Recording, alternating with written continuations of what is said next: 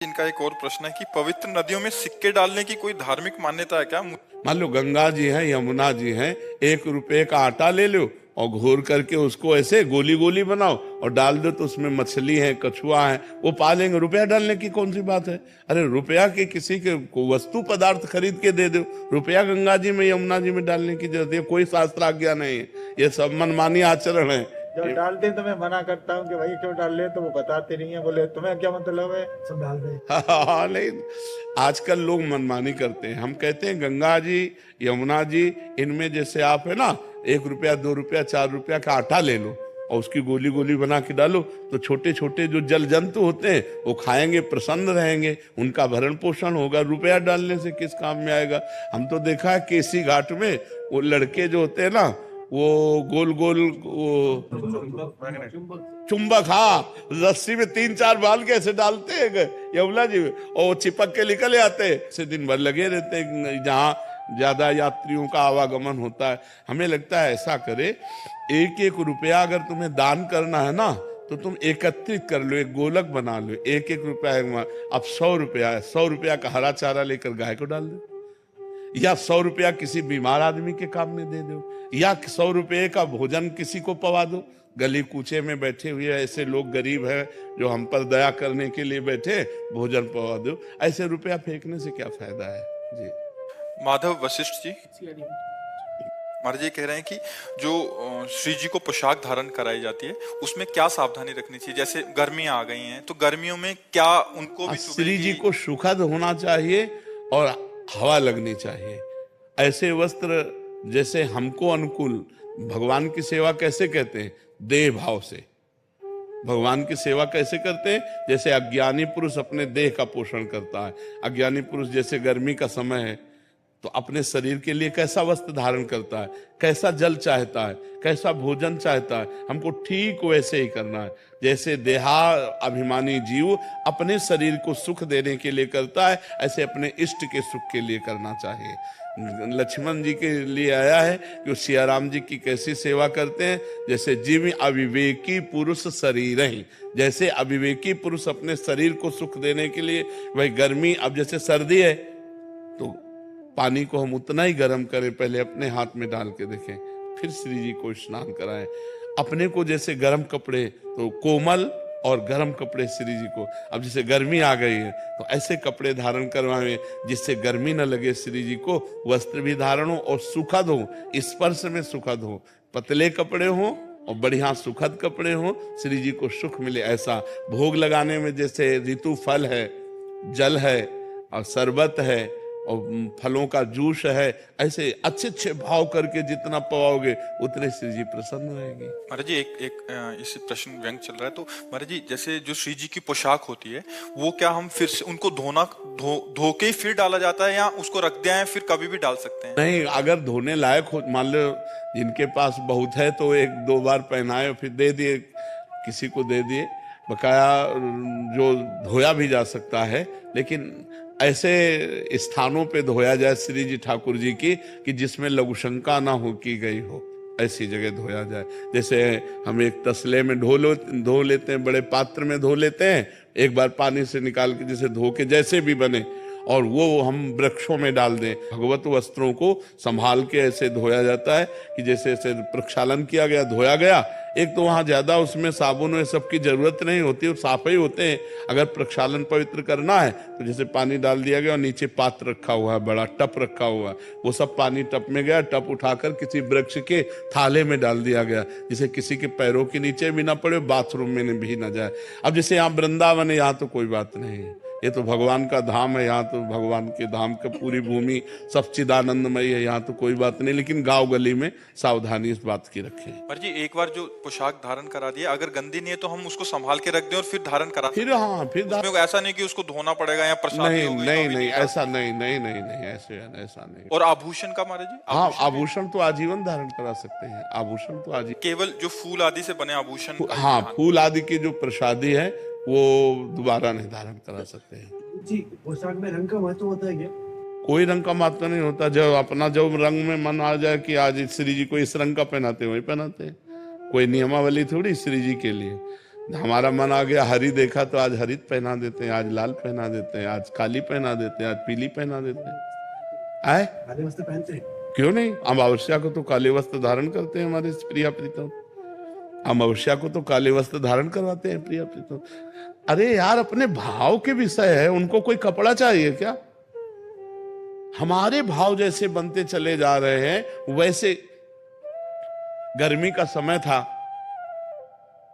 ठाकुर जी की सेवा करके शयन करा के जयमल जी गए तो ऊपर छत पे गए, बंगले पे अपने राजा थे, तो हवा आ रही शीतलता, उनके मन में आया यार ठाकुर जी को नीचे शयन करा के हम ऊपर से हवा ले रहे हैं, ये तो ठीक नहीं। तो ठाकुर जी के लिए अलग महल बनवाया और ऊपर जैसा अपना बंगला वैसे सब खिड़की से हवा आ रही, सब ऐसे पूरा राज दरबार की तरह जाली पड़ी हुई और गद्दा लगा हुआ शयन कक्ष, पूरा शीतल कक्ष बनवाया, शीतल।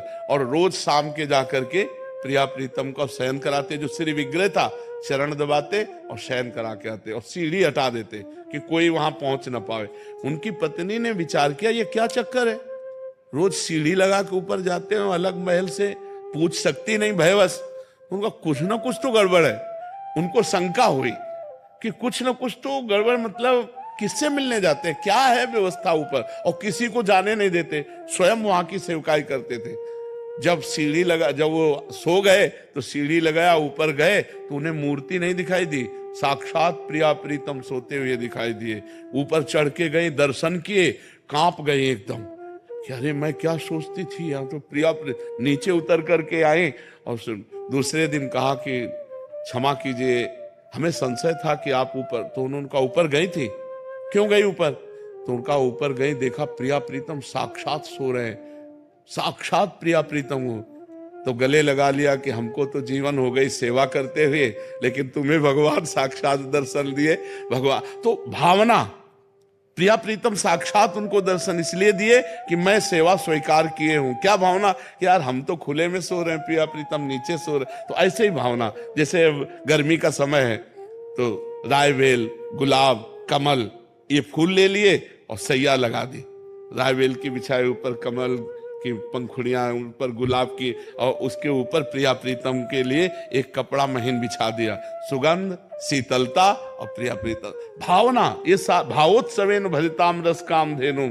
हम तुम्हें कैसे बताएं, बिहारी जी के जो डलिया लगाते हैं ना, इनसे रात्रि में फूल मांगते जा करके, तो दो दो फूल दे देते और वही जाके रोते हुए कि हम गरीब भिक्षुक, प्रभु हम आपके लिए क्या सैया लगावें।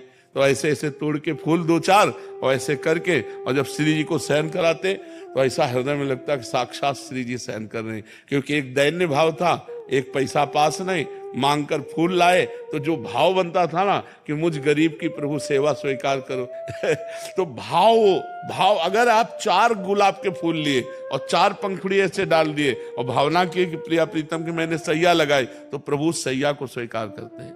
भावोत्सवेन भजताम, प्रभु कह रहे भाव का भूखा हूं मैं, और भाव एक साल भला त्रिभुवन जिन्होंने रचा उनको क्या चाहिए। आप सोचो, हम सबके दाता तो वो हैं, हम उनको देंगे क्या, लेकिन हमारा जो भाव है वो स्वीकार करते हैं। आशीष पचौरी जी, श्री हरिवंश महाराज जी। महाराज जी, अपने गुरु की कृपा को कैसे महसूस किया जा सकता है? जब हमारे अंदर भजन की प्रवृत्ति बढ़ने लगे, गंदे आचरणों से मन भयभीत हो जाए, भगवान प्यारे लगने लगे, दूसरों में भगवान की भावना होने लगे, दूसरों को सुख देने की भावना होने लगे, तो समझना चाहिए हमारे ऊपर गुरु प्रसन्न है, हमारे ऊपर गुरुदेव की असीम कृपा है। गुरु कृपा का स्वरूप है, गुरु के द्वारा निकले हुए जो वाक्य हैं उनको मंत्र मानकर उनकी आज्ञा का पालन करना, तो इससे गुरु प्रसन्न है, तभी माना जा सकता है। मनमानी आचरण हो और गुरु प्रसन्न हो, ऐसा नहीं है। गुरु के शास्त्र के अनुसार हमारे आचरण हो, निरंतर नाम जप हो, जीवन में भगवत प्राप्ति की प्रबल लालसा आ जाए, गंदे कामों से भय लगने लगे, तो जानो हमारे ऊपर भगवान प्रसन्न है, गुरु प्रसन्न है, संत प्रसन्न है। अजय जी, सारण। महाराज जी, आपके चरणों में कोटि कोटि प्रणाम। महाराज जी, नेत्रों के ब्रह्मचर्य को परिपक्व करने के लिए प्रारंभिक दशा किन किन सावधानी, ये बहुत चंचल हो रहे हैं, सब में नासाग्र दृष्टि रखनी चाहिए। बैठने पर नासाग्र दृष्टि रखनी चाहिए, चलने पर एक धनुष केवल, इतने में हमें पता है कि गाड़ी आ रही कि नहीं आ रही है, कौन आ रहा है कौन जा रहा है, बस इतना। ऐसे नहीं देखना चाहिए। जो चाहे आपन कल्याणा, सुजस सुमति शुभ गति शुभ नाना, सो पर नार लीलार गोसाई, तजो चौथ के चंद किनाई। जो अपनी शुभ गति चाहता है, मंगल चाहता है, कल्याण चाहता है, वो माताओं बहनों की तरफ आंख मिलाए नहीं। ये दैवी शक्ति है, भगवान की निज शक्ति अंगभूता है, इनके चरणों की तरफ देखे। और अगर अपना कल्याण चाहता है तो चौथी के चंद्रमा को जैसे नहीं देखा जाता, ऐसे किसी स्त्री के मुख की तरफ ना देखे। गोस्वामी तुलसीदास जी कह रहे हैं, नहीं भ्रष्ट होने में देर नहीं लगेगा, वो फिर पतित हो जाएगा, गलत आचरण वाला बन जाएगा। और जब बैठे तो ऐसे बैठे, शांत बैठे, अपने नेत्र को यहाँ देखने, दोनों दृष्टि, इसे नासिकाग्र दृष्टि कहते हैं, ऐसे बैठे। बहुत गंभीरता की, सावधानी की जरूरत है। मनुष्य जीवन जितना आप संभाल कर चलोगे उतने देवत्व आता जाएगा, दैवी संपदा आती जाएगी। और संभाल करके चलोगे तो भगवान के सद्गुण आते जाएंगे। ये सब जो दुख शोक चिंता भय डिप्रेशन, ये सब पापी पाप कर रहे, मनमानी आचरण कर रहे, मन माना भोजन, मन माना व्यभिचार, मन माना नशा, जैसे आवे रुपया, तो डिप्रेशन में नहीं जाओगे, आप नहीं करोगे और क्या करोगे। जब पाप बढ़ेगा तो करोगे तो क्या करोगे, परेशानी तो आएगी। अभी धर्म से चलो, नहीं हमें रुपया नहीं चाहिए, जो मेरी मेहनत की कमाई का 100 रुपया है, हम उसकी नमक रोटी घर में खाएंगे जाके, हम 500 रुपया एक्स्ट्रा लेकर के बेईमानी के रबड़ी नहीं खाएंगे। आप देखो कैसा बनता है। लेकिन तभी सब हाहाकार मचा हुआ है। फिर ऐसे लड़के बच्चे ऐसे मिलते हैं जो आतंक पैदा कर देते हैं घर में, नाना प्रकार की कुमार्गामी प्रवृत्तियों में बढ़ते चले जाते हैं। धर्म को मान कहाँ रहा है, रुपया आवे धर्म गया। अब आजकल का समय बहुत विचित्र है। पहले था कि धन गया तो कुछ नहीं गया, स्वास्थ्य गया तो कुछ गया, लेकिन चरित्र गया तो सब कुछ गया। नहीं, अब इसका उल्टा कर दो, चरित्र की महिमा नहीं रह गई, पवित्रता की महिमा नहीं रह गई। वो केवल धन मिले, केवल मनमानी आचरण हो, तो फिर इसीलिए दुख शोक चिंता भय यही सब पाप दिमाग में छाया हुआ। नहीं, मनुष्य जीवन आनंद के लिए मिला है। हर पल एक दिव्य पवित्रता, एक दिव्य आनंद, दूसरों को सुख पहुंचाना, निरंतर नाम जप करना, परोपकार करना, अभी आनंद आ जाए। लेकिन आनंद का मार्ग तो इधर चल विपरीत रहे तो कैसे आनंद की प्राप्ति हो। जी राजेंद्र कुमार जी, भरतपुर से। राधे राधे महाराज जी। महाराज जी, मैं साल भर से नाम जप कर रहा हूँ महाराज जी, मेरा मन थोड़ा शांत नहीं रह रहा। ये कह रहे हैं कि शांति चाहते हैं पर शांत क्यों नहीं रह रहा, पता नहीं चल रहा महाराज जी। जाप भी करने का प्रयास कर रहा हूँ फिर भी। कामनाओं को जब तक हम कंट्रोल नहीं करते तब तक शांति सुख नहीं मिलता। बिन संतोष न काम न साही, और अछत काम सुख सपने नहीं। जब तक ये कामनाएं जिंदा है तब तक ये हमें जिंदा रहने नहीं देती, ये अशांत करती रहती है। थोड़ा संतोष धारण करो, जो भगवान जैसे चला रहे हैं उसमें राजी रहो। यथा लाभ संतोष सदा काहू सो कछ न चाहूंगो। जब संतोष आ जाता है तो शांति अपने आप आ जाती है। जब तक संतोष नहीं होता तब तक शांति नहीं होती। कोई न कोई कामना अशांत करती रहती है, कोई न कोई बात अशांत करती रहती है। नींद भी नहीं पड़ती है। नहीं, आप ये विचार करो कि अगर कोई अंदर बात ना हो तो परमानंद जागृत हो जाए। एक बात समझो, सिद्धांत है ना, अगर कोई बात अंदर ना रह जाए, प्रशांत आत्मा, तो फिर ब्रह्म भूत कलमशा अकलमशा निष्पाप ब्रह्मभूत हो जाए। कोई न कोई बात हमारे अंदर रहती है जिसको हम पकड़ नहीं पा रहे, हमें अशांत किए हुए। अंदर देखो कोई बात है, कोई कामना, कोई अशांति, कोई प्रियता, कोई चाह, सब कुछ ठीक हो गया भगवान के पास महाराज। अब कोई कम नहीं, पर तो फिर अशांति क्यों है? 1 साल से राम नाम का जप भी करता हूँ, भोजन पाता हूँ तो भगवान भोग करके पाता हूँ। हाँ, तो अशांति किस बात के, वो तो पकड़ो ना अंदर की अशांति किस बात को लेकर है। महाराज जी, ऐसा हो सकता है कि भजन में ज्यादा चित्त लग रहा हो, कि अभी सांसारिक जो व्यवहार है उसमें मन ना लग रहा हो, ऐसा भी हो सकता है। लेकिन उदासीन मत हुई, नौकरी से उदासीन मत हुई, ये भी भाग नहीं लगता, बिल्कुल पता नहीं, मन बिल्कुल विचलित हो जाता है, नींद नहीं आती है, बिल्कुल कुछ भी नहीं सोचता हूँ महाराज जी, कभी पता नहीं। ये अगर भजन से नींद नहीं आएगी तो परेशानी नहीं होगी। एक बात है समझ लो, अगर भजन से नींद नहीं आएगी ना, कि भजन करते हुए पूरी रात व्यतीत हो गई और नींद नहीं आई, तो परेशानी नहीं होगी। और अगर शारीरिक कुछ कमी मतलब ऐसी जो जिससे नींद ना आवे, तो कि उसको डॉक्टर को दिखा लो किसी। आप आनंदित रहिए, आनंदित रहिए और अंदर के विषय को देखते रहिए। हमें तो लगता है कि आप 1 साल से नाम जप कर रहे हो, हम लोगों का जीवन नाम जप करते हुआ।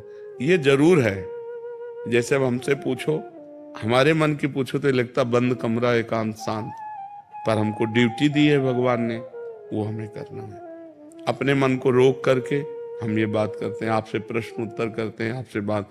तो जब हमारा मन भजन में लगने लगता है तो संसार व्यर्थ लगने लगता है सब, तो फिर वो अच्छा नहीं लगता है, फिर अच्छा नहीं लगता। पर ऐसा होने पर भी अपने कर्तव्य का पालन करना चाहिए। मन मार करके अपने कर्तव्य का पालन जैसे हम कर रहे हैं, ऐसे आपको करना चाहिए। और नींद वाली बात तो मुझे कम समझ में आ रही है, कि जैसे दिन भर भजन करे तो डट के नींद आ जाती है, थक गए ना तो नींद आ जाती है। यदि भजन करते हुए रात पूरी निकल जाए और नींद ना आवे, तब तो और आनंद आता है, डिस्टर्ब नहीं होते। हमें लगता है कुछ मतलब ऐसे शरीर की मांग है किसी औषधि की, जिससे हमारा दिमाग शांत और स्थिर हो जाए। जैसे जोई जोई प्यारो करे सोई मोहि भावे। तेज प्रताप जी दिल्ली से। श्री हरिवंश महाराज जी, गुरुदेव, जब हम किसी के बारे में ज्यादा सोचते हैं या फिर किसी को बार बार देखते हैं, तो वो चीज किसी ना किसी दिन हमारे सपने में अवश्य दिखाई देती है। लेकिन गुरुदेव, जब वही हम भगवान की लीलाएं देखते हैं या फिर उनका ज्यादा स्मरण करते हैं, तो भगवान उसी रूप में स्वप्न में किसका क्यों नहीं आ रहे महाराज जी? ऐसा नहीं करते। भगवान की ज्यादा लीलाएं सुनना और भगवान के लिए ज्यादा चिंतन करना, ये तो तुम महापुरुष हो जाओ। तुम साधारण बात समझते हो, केवल प्रश्न करना सहज है। भगवान की लीलाओं को ज्यादा सुनना और भगवान की लीलाओं का ज्यादा चिंतन करना और भगवान का नाम चिंतन करना, और फिर ये अधूरापन होना कि भगवान की लीलाएं हमारे स्वप्न में नहीं आती, कैसी बात करते हो? कितना भजन करते हो, कितनी लीलाएं पढ़ते हो, कौन से पुराण का अध्ययन कर लिया, कौन से शास्त्रों को श्रवण कर लिया? बोलो, कौन से बैठ करके संत चरणों में तुमने सब शास्त्रों का श्रवण किया? कितना नाम जप करते हो, कितना कीर्तन करते हो, कितने घंटे शास्त्र स्वाध्याय करते हो? केवल बच्चा प्रश्न कर लेना सहज होता है, ऐसे मर्यादा भगवान की लीला की खंडित होती है। यहाँ तो ऐसा लगता है कि जगे ना, सोते ही रहे। स्वप्न में जो आनंद भगवान देते हैं ना, हाँ, कभी विशेष विशेष महापुरुषों का समागम, कभी भगवान की मंगलमयी लीलाएं, तो ऐसा लगता है जगना व्यर्थ है, सोते ही रहे, जिनमें भगवान की लीलाएं और चिंतन चलते हैं। ज्यादा शब्द के माला दो माला घुमा लो तो भी बात पवित्र तो हृदय होने ही लगता है, लेकिन ज्यादा जैसे तुम कह रहे हो, तो ज्यादा करके देखो, खुली आंख दर्शन होने लगेंगे, खुली आंख भगवान की लीला का चिंतन होने लगेगा। कैसी बात करते हो? वो भी बात हम लोगों से करते हो। हमारी आशा यही है, हमारा जीवन यही है, हमारी साधना यही है, हमारी पूर्णता यही है। बस समझ आई ना? हाँ, तो गलत प्रश्न था। भगवान की लीलाओं का देखो तो तुम गा करके, कौन से पुराण को तुमने सम्यक रूप से सुन लिया, कौन से पुराण का सम्यक अध्ययन कर लिया, कौन से पुराण की तुमने लीला सम्यक चिंतन की? बोलिए, देखते हैं। क्या देखते हो? टीवी में रामायण। अरे रामचरितमानस पढ़कर एक बार पूरी देखो और रामचरितमानस का अध्ययन करो। जिस महापुरुष ने जीवन भर राम राम कह करके तपस्या करके ग्रंथ को लिखा, उसको पढ़ो। ये तो प्रारंभिक मनोरंजन के लिए बने हैं। देखो, वो केवल अभिनय कर रहे हैं, उनमें वो पवित्रता नहीं, वो सद्गुण नहीं है। जो अभिनय कर रहे हैं वो सद्गुण नहीं है। वो युधिष्ठिर का चरित्र देखना तो महाभारत पढ़ो, जो भगवान श्री कृष्ण द्वैपायन व्यास देव जी ने लिखी, और जब उन युधिष्ठिर से परिचय होगा तब तुम्हारा पवित्र हृदय हो जाएगा। ये तो आकर्षण के लिए बहुत बढ़िया बनाई है, क्योंकि सच्चिदानंद लीला को प्राकृतिक लीला में उतारना, सच्चिदानंद भगवान अवतरित होकर सच्चिदानंदमय लीला किए, तो चिन्मय लीला को प्राकृतिक लीला में उतारा ही नहीं जा सकता। वो यथा कि अनुभव जो अनुकरण किया गया, वो भी इतना आनंद दिया कि जिस समय रामायण चलती थी उस समय जाम लग जाता था, सब शांत हो जाते थे, लोग आनंदित होकर देखते थे। तो सोचो, जब उस समय सच्चिदानंदमयी लीला को जब तुम वाल्मीकि रामायण में पढ़ोगे, जब रामचरितमानस में पढ़ोगे, राम राम जपोगे और लीला को पढ़ करके चिंतन करोगे तो तुम ब्रह्म ऋषि हो जाओगे, तुम भगवान के नित्य भक्त हो जाओगे। कैसी बात करते हो? अनुकरण किया ही नहीं जा सकता। जो यत्किंचित अनुकरण है वो हमारे को भगवान की तरफ थोड़ा सा, लेकिन भगवान की लीलाओं में प्रवेश करा दे, वो तो रामायण कराएगी।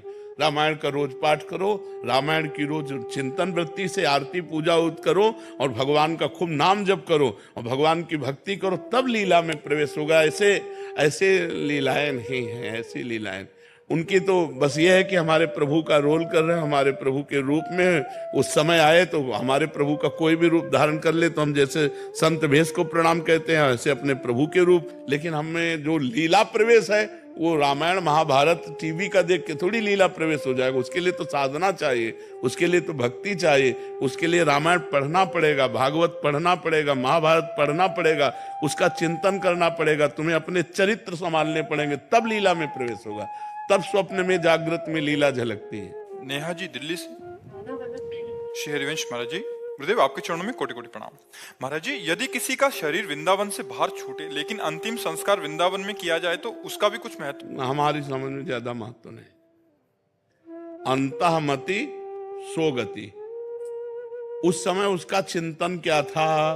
भरत जी महाराज गंडकी नदी में जहां से जिसके शालिग्राम उत्पन्न होते, अंतिम चिंतन उनका हिरण था तो हिरण बने, सदगति नहीं हुई। जबकि वहीं सबको संस्कार हुए होंगे गंडकी नदी के पास ही, जिस नदी में शालिग्राम भगवान उत्पन्न होते हैं। अब हमारा शरीर छूटा संसार का चिंतन करते हुए बाहर, हमारे शरीर को वृंदावन में जलाया गया तो वो तो हंस तो गया, अब पिंजड़ा जलाया जा रहा, उससे क्या मतलब है? खास बात समझो, हंस तो गया, वो तो उड़ गया, अब खाली पिंजड़ा है। अब उसके साथ जो व्यवहार करोगे थोड़ा उसमें सुकृत मिल जाएंगे, लेकिन उसका कल्याण नहीं होगा। कल्याण होगा जब जीते जी वो वृंदावन का चिंतन करते हुए शरीर छोड़े, श्यामा श्याम का चिंतन करते हुए शरीर छोड़े, रामकृष्ण बोलते हुए शरीर छोड़े, तब बात बनेगी। या वृंदावन में शरीर छूटे तो कल्याण हो जाएगा, काशी में शरीर छूटे तो कल्याण हो जाएगा। ये रेणु पर मरिबो मंगल आए, बाहर अगर मर रहा है तो उसका चिंतन कहाँ है? यहाँ अंतिम समय जब शरीर जीव छोड़ता है तो सखियां के कान में राधा नाम सुनाती है। ये वृंदा सखी का क्षेत्र है, वृंदावन धाम। जैसे काशी में कोई मरे तो भगवान शिव राम नाम सुनाते, तारक मंत्र सुनाते हैं। तो ये धाम की महिमा है, काशी की महिमा है। अगर बाहर शरीर छोड़ते हो तो आपका चिंतन क्या है, उसी के अनुसार आपकी गति होगी। अगर आप चिंतन सांसारिक करते हैं तो आपकी गति सांसारिक होगी। आपका शरीर चाहे काशी में जलाया जाए चाहे वृंदावन में जलाया जाए, हंस तो उड़ गया, पिंजड़ा को लिए कहीं भी घूमो। आर्या शरद श्रीवास्तव जबलपुर से। महाराज जी, मैं एक विद्यार्थी हूँ। महाराज जी, मेरा प्रश्न है कि विद्यार्थी की असली परिभाषा क्या है? परीक्षा में अच्छे अंक प्राप्त करना या फिर समाज में एक अच्छा व्यक्ति बनना? दोनों बातें। समाज विद्या विनय संपन्नम, विनयी बनाती है विद्या, विद्या विनयम ददाती। अगर विद्या विनय संपन्न ना करे तो विद्या क्या है? तो समाज में हमारा व्यवहार विनय पूर्वक होना चाहिए, मर्यादा पूर्वक होना चाहिए और पढ़ाई में अच्छे अंक लाना चाहिए। इसलिए हमको अध्यात्म से भी जुड़ना चाहिए, हमें सत्संग सुनना चाहिए, हमें गीता है, भागवत है, रामायण जी है, इनका थोड़ा थोड़ा अध्ययन करना चाहिए और अपनी पढ़ाई में पूरा मनोयोग देना चाहिए और अच्छे नंबर लाना चाहिए। पढ़ाई में अच्छे नंबर लाओ और समाज में अच्छा व्यवहार करो, तभी है। अब ये पढ़ लिख कर डिग्री प्राप्त किए, माता पिता को थप्पड़ मारते हैं, गालियां देते हैं, पढ़े हैं, ये उद्दंडता है। विद्या उद्दंडता सिखाती है कि विनय सिखाती है? विद्या विनयम ददाती। पढ़े लिखे में नम्रता होती है, सम्यता होती है, विनम्र भाषा होती है उसकी। तो आज कहाँ विनम्रता है? पढ़े लिखे लोग अपने मम्मी पापा से ऐसा व्यवहार करते हैं जो होना ही नहीं चाहिए। बड़ा मृदु व्यवहार होना चाहिए। वयोवृद्ध मम्मी पापा, दादा दादी, इनसे व्यवहार विनम्र होना चाहिए। तो हमें लगता है कि पढ़ाई में भी अच्छे नंबर लाओ और समाज में भी अच्छा व्यवहार आपका होना चाहिए, तभी आपकी पढ़ाई सफल है, तभी आपका जीवन सफल है। दिव्यांशी जी ऋषिकेश। राधे राधे महाराज जी। महाराज जी, कठिन समय में राधा नाम से जो हिम्मत मिलती है वो अद्भुत है, परंतु महाराज जी कभी कभी जीवन की कुछ परिस्थितियां इतनी कठिन हो जाती हैं कि फिर विश्वास डगमगाने लगता है, फिर नाम जप में भी मन। उस समय प्रार्थना करनी चाहिए। जब ऐसी परिस्थिति आवे तो भगवान से प्रार्थना करनी चाहिए, श्री जी से प्रार्थना करनी चाहिए। प्रार्थना में बल होता है कि नाथ परीक्षा मत लो, मैं फेल ही हूं, मेरे में सामर्थ्य नहीं कि मैं पास हो जाऊं, प्रभु मुझे बल दो जिससे या तो विपत्ति हटाओ या समस्या हटाओ, या मुझे बल दो कि मैं इस समस्या में आपका सुमिरन करते हुए निकल जाऊं। नाथ अगर आप मुझे छोड़ दोगे तो मैं गिरी जाऊंगी, मेरे में कोई सामर्थ्य नहीं। प्रभु तो प्रभु से प्रार्थना करो, आप देखेंगे आपको तत्काल बल मिलेगा। प्रार्थना से तत्काल बल की प्राप्ति होती है, प्रार्थना से भगवान का अवतार हो जाता है। सब देवता ऋषि मुनि मिलकर जब भगवान की प्रार्थना करते हैं तो भगवान अवतरित होने के लिए विवश हो जाते हैं। यदि हम भावपूर्वक प्रार्थना करेंगे तो भगवान या तो परिस्थिति हटा देंगे या परिस्थिति सहने योग्य हमें बना देंगे। आप प्रार्थना कीजिए और नाम जप कीजिए। जय प्रकाश जी, मथुरा से। राधे राधे महाराज जी। महाराज जी, पाप कर्म का फल संकल्प लिए बिना ही मिल जाता है, लेकिन मनोकामनाएं पूर्ति हेतु कोई भी कर्म कांड अनुष्ठान के लिए अपना नाम, अमुक गोत्र, स्थान, तिथि आदि बोलकर संकल्प लिया जाता है तथा वैवाहिक तात्कालिक सुख के लिए, तात्कालिक परिवर्तन के लिए संकल्प किया जाता है। तात्कालिक कि मैं अभी ये चाहता हूं, और जो पूर्व से उसका संकल्प किए हो क्या? जो पूर्व का पुण्य है उसका संकल्प करते हो क्या? वो अपने आप आकर के सुख दे देता है। जैसे पूर्व का पाप बिना संकल्प के दुख दे देता है, ऐसे पूर्व का पुण्य बिना संकल्प के सुख देता है। अभी हमें ये परिवर्तन चाहिए, अब संकल्प करो, उसका अनुष्ठान करो, और अगर उसका अनुष्ठान जोर पड़ता है तो पूर्व प्रारब्ध जो पाप है उससे जोर का अनुष्ठान हो जाएगा तो परिवर्तन हो जाएगा। नहीं खोपड़ी के बल खड़े हो जाओ तो नहीं परिवर्तन होगा। करके देख लो, हो ही जाता है क्या? सबका हो ही जाता है क्या? करके अनुष्ठान देख लो। यदि पाप है 250 ग्राम और संकल्प है 25 ग्राम, क्या करेगा? 4-5 बार अनुष्ठान करवाओ और वो नष्ट हो, तब जाकर सफलता होगी। ऐसे थोड़ी सफलता हो जाएगी। नहीं, सब संकल्प करते काम बन जाए ना तुरंत। सबके काम बन जाते हैं क्या संकल्प करते? नहीं बनते। जिसका अब पाप है 25 ग्राम और संकल्प है 250 ग्राम, दबा के उसे नष्ट कर दिया, सफलता प्राप्त हो गई। तो तत्कालिक सुख का परिवर्तन करने के लिए कि हम तत्कालिक परिस्थिति को उत्तम बनाना चाहते हैं, इसके लिए संकल्प किया जाता है। इसके लिए संकल्प किया। समझ पाएगा आपकी? नहीं पाए जी। अर्धांगिनी को भी तो लेते हैं साथ में। अर्धांगिनी पत्नी हो और उसके बगैर संकल्प नहीं लिया जा सकता। कोई भी अनुष्ठान करते हैं तो अर्धांगिनी का होना जरूरी है। क्यों नहीं जरूरी है? अर्धांगिनी क्यों बनाया है? इसीलिए तो बनाया है।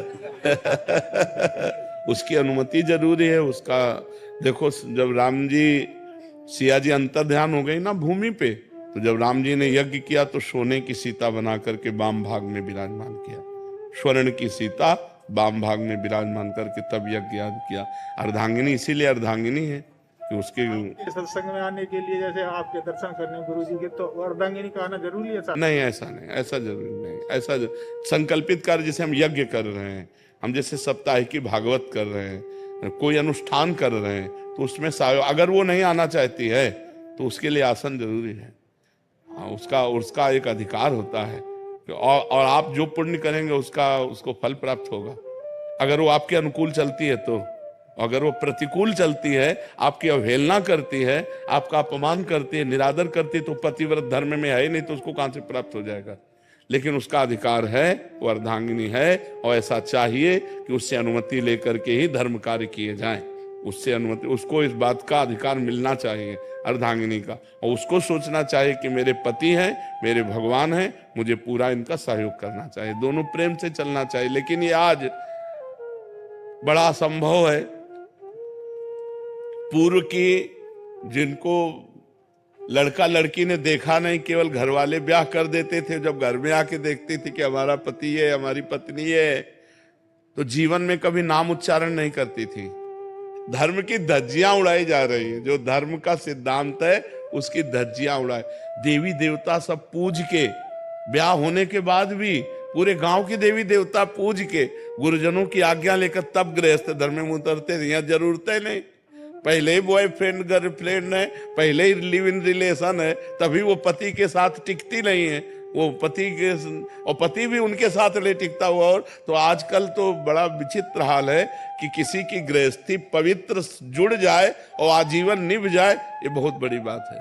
अब तो ऐसा चल पड़ा कि 30 साल के बाद डिवोर्स, 30 साल के बाद डिवोर्स है। एक मिनट, मैं अधिवक्ता हूँ, तेलंगाना हाई कोर्ट में प्रैक्टिस करता हूँ। मैंने 7 दिन में डाइवोर्स देखा है। 7 दिन ब्याह हो 7 दिन में डाइवोर्स देखा है। मैंने दूसरे दिन अलग होते हुए देखा। हाँ बिल्कुल बिल्कुल बिल्कुल। तो ब्याह काहे को किए? वो तो गलत आचरणों में फंसा हुआ व्यक्तित्व है, चाहे स्त्री का हो चाहे पुरुष का हो। इसीलिए अरे अपना भारत देश ऐसा है, इस धर्म की मर्यादा एक बार जिसका हाथ पकड़ लिया तो कमी बेसी ना देख करके आजीवन निर्वाह किया जाता था। पूर्वजों में देखो, गांव में कभी हमने ये डिवोर्स शब्द नहीं सुना, कभी शब्द नहीं सुना। आजकल देखो कैसे वातावरण बन रहे हैं। करण खंडेलवाल जी मुंबई से। महाराज जी आपका भी सिमिलर प्रश्न है। ये कह रहे हैं कि आप 10 सालों से अभिनय की जगत में हैं। ये कह रहे हैं मन अशांत रहता है महाराज जी। कोई कहता है कि किसी ने जादू कर दिया है, कोई कहता है कि ओवर थिंकिंग चल रही है इसलिए। हाँ जादू तो नहीं किया, जादू तो नहीं। जादू होता तो तुम हमारे पास यहाँ बैठ नहीं सकते थे। ओवर थिंकिंग, एक जो अपने चित्त में सबसे बड़ा बनने की, महान बनने की एक आकांक्षा होती है। हम चाहे जिस मार्ग में हो, हम चूंकि महान परमात्मा के हम अंश हैं, तो हमारे अंदर महान बनने की इच्छा होती है। सबके अंदर, चाहे जिस डिपार्टमेंट में हो, सबसे बड़ा बनने की इच्छा होती है। क्योंकि सबसे बड़े भगवान के हम बच्चे हैं ना, तो हमें लगता है कि हम सबसे बड़े बने। अब सबसे बड़े बनने में हमारे सामने बड़े अभिनय करने वाले दिखाई दे रहे हैं, जो सफलता प्राप्त करते चले जा रहे हैं। अब हमारा चित्त उससे विक्षिप्त होता चला जाता है, परेशानी आ जाती है। तो हमें लगता है कि भगवान का नाम जप करो, पवित्र भोजन करो, और भगवान जैसे रखें उसमें राजी रहना सीखो तो आनंदित हो जाओगे। नाम जप करो और जैसी परिस्थिति में हो उसमें राजी रहना सीखो यार। आगे की भावना तो करो, लेकिन आगे ना पहुंच पाओ तो उसमें असंतुष्ट मत हो। तुम्हारे अगर असंतुष्ट रहने का स्वभाव बन जाएगा तो डिप्रेशन में चले जाओगे। ऑलरेडी है नहीं नहीं बेचैनी होती है। नहीं नहीं नहीं यार, ऐसा ठीक नहीं। डिप्रेशन में क्यों जाओ, क्यों जाओ, क्यों परेशान हो? पता ही नहीं चला कैसे वहाँ इतनी सारी सिचुएशन। ऐसा करो, राधा राधा लिखना शुरू करो दिमाग में। खाली समय जो है ना, शैतान का मन होता है। अगर खाली छोड़ दो ना तो मन शैतानी करने लगता है, बदमाशी करने लगता है, ओवर थिंकिंग में फंसा देता है। ये आप जपो, थोड़ा मन पवित्र होगा तो आपको आनंद मिलेगा। राधा देखो, आंखों के सामने लिखो राधा, आंखों से ही लिखो राधा। लिखा, आप बार बार राधा राधा राधा राधा। ये ऐसी दवा है कि लोक परलोक सब मिल जाएगी। हाँ राधा राधा राधा राधा। अब आके वृंदावन में आए हो तो मंगल तो होगा ही। भगवान और संत दरबार में आने से मंगल तो होता ही है। मंगल ना होता तो आप क्यों आते? डॉक्टर के पास जाते, जादू टोना। और जादू टोना नहीं, क्योंकि मैंने काफी सारे लोगों को दिखाया था, एस्ट्रोलॉजर को दिखाया था, पंडित को दिखाया था, तो सबने ये कहा कि कोई काला जादू है जिसकी वजह से आपके परिवार। कुछ नहीं, रुपया घसीटने के लिए सब काला जादू है। कोई काला जादू नहीं, कोई तमाशा नहीं, कोई भूत प्रेत नहीं, कोई तुम्हारे ऊपर कुछ नहीं किए। हम तुमसे कह रहे, पक्की बात समझ लो। जो भी काम करता हूँ मुझे काम मिलता है, पर वो काम जल्दी बंद हो जाता है। हाँ ठीक है, तुम राधा नाम जप करो। बस सुबह उठ करके 5 भक्तों के नाम ले लिया करो, जो भगत तुम्हें याद आवे। कुछ भगत याद हैं? एक को भगत याद नहीं। देखो हम तुम्हें नाम बताए, स्वामी हरिदास जी, चैतन्य महाप्रभु जी, नित्यानंद महाप्रभु जी, नागरी दास जी, हरिवंश महाप्रभु। 5 नाम कोई जैसे, तो यही याद कर लेना। 5 भक्तों का सुमिरन रोज करो और राधा नाम का सुमिरन करो, और 10, 15, 20 मिनट व्यायाम करो। व्यायाम करते हो? अब यार नहीं, 10, 15, 20 मिनट व्यायाम करो। शरीर को थोड़ा, अब ऐसे बुझे से यार, बुझे से जीवन बुझाने के लिए। और व्यायाम करके नाम जप करते हुए कोई ना कोई दिनचर्या में लगे रहो। फालतू मत बैठो, खाली मत बैठो। खाली हो तो शास्त्र स्वाध्याय करने लगो, ठीक है ना? और प्रसन्न मन से रहो। और आज हम तुम्हें कह रहे हैं ना, कोई जादू तुम्हारे ऊपर है, ना कोई काला जादू है, ना पीला जादू है। कोई जादू नहीं, हम तुम्हें जो बता रहे हो मान लो। कोई जादू नहीं, किसी की बात मत मानना। जो झाड़ फूक करवाए कुछ फर्क पड़ा? जब आई ले तो फर्क क्या पड़ेगा? फिर करवाया नहीं वो फिर अरे यार, अगर तुम ऐसी जगह फंस जाओगे तो नींबू की तरह निचोड़ लेंगे, होगा कुछ चले। केवल रुपया लेने के लिए सब होता है, कोई काला पीला जादू नहीं होता। नाम जप करो, काला पीला जादू कुछ नहीं कर सकता। ऐसे देखो, हम तुम्हें बताएं, जैसे हम तुम्हारा बुरा चाहें और तुम नाम जप कर रहे हो, तुम्हारा बुरा होना नहीं है, तो हम लाख चाहे नहीं हो सकता। अगर तुम्हारा बुरा होना है और मेरी चाह हुई और दोनों मिल गई तो वो तुक्का लग गया। मेरी चाह से तुम्हारा बुरा नहीं हुआ। कौन काहू के सुख दुख कर दाता, निज कृत कर्म भोग सुन भ्राता। खिलवाड़ का विषय थोड़ी, भगवान का भजन है। भगवान के अगर हम लोग ऐसे रहते हैं क्योंकि भगवत बल है, भगवान का भजन का बल है। अगर तुम दुष्टता के ऊपर उतर जाओ तो फिर हमारी एक आया था, हमने कई बार बताया सत्संग में, वो गाड़ी से आया, वहां जूते पहन के नहीं जाया जाता था। हम बैठे थे, सैनपुर में था, तो हमने कहा कि भाई ये मोटरसाइकिल रोक, जूते पहन के क्यों आ रहा है? और 8-10 लोग बैठे थे और वो कई कत्ल किए हुए था। तो हमारी तरफ ऐसे देखा जैसे कोई मुर्गे को देखता है हलाल करने के लिए, और वो गया, जूते उतार दिए और गया। फिर आया, जूता पहना और वहीं गाड़ी से हम कहा, या गाड़ी स्टार्ट नहीं होगी, बाहर होगी। गाड़ी स्टार्ट ही नहीं हुई, उसको घसीट के ले जाना पड़ा। भगवान वचन पूरा करते ना। अब वो जो गांव के लोग बैठे थे वो घबरा गए। उनका, महाराज आपने बहुत गड़बड़ किया, आप यहाँ 2-4 संत रहते हो, ये कितने आदमियों को काट डाला है, इसका कोई बिगाड़ नहीं सकता। गंगा किनारे की बात थी। बोले यहाँ का बादशाह है और आपने बहुत गलत जगह। तो हम मन में तो सोचा कि गलत जगह इसने पंगा ले लिया है। सुबह हम गंगा स्नान करके अशोक वृक्ष के नीचे, उस समय भी जटाएं थी, और शांत पद्मासन में बैठे थे कि खुर खुर पत्तों में जूते की आवाज आती है ना, मुझे लगा कोई आ रहा है।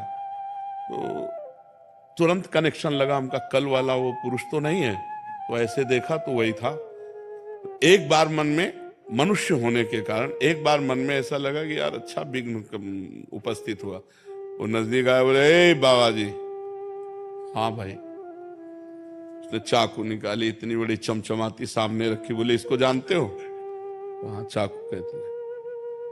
पिस्तौल निकाली ऐसे, उसमें ऐसे, इसको जानते हो? सामने रखे हो, बैठ गया। क्योंकि वो निर्दयी आदमी।